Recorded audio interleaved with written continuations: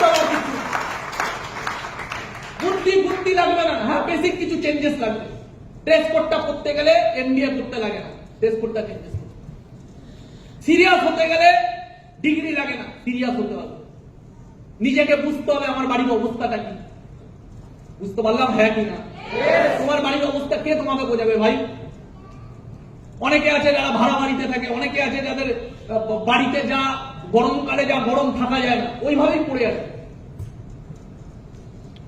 অনেকের বাড়ি এখনো কাঁচা মাটি, বৃষ্টি হলে ভেঙে পড়ে, ওইভাবেই পড়ে আছে।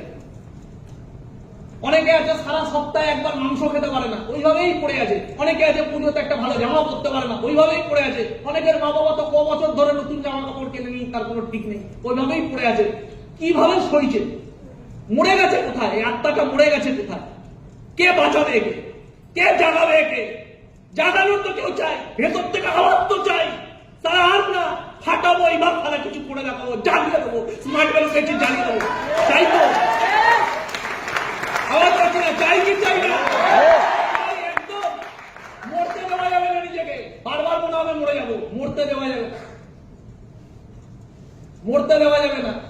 কিছু না পেলে বাথরুমে গিয়ে মোবাইলে গান জোরে বাজিয়ে বাজিয়ে চিৎকার করে করে মোটিভেশনাল গান করবে, চিৎকার করে করে দেখবা বেঁচে উঠছো ভেতর।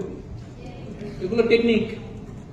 ট্রেনিং এর বাইরেও বড় হওয়ার কিছু টেকনিক আছে।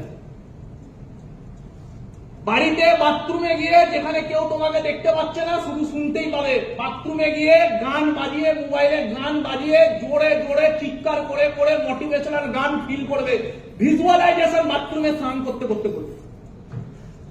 ওই চিৎকার তোমার এনার্জিকে বার করবে। মরতে দেওয়া যাবে না। ক্লিয়ার?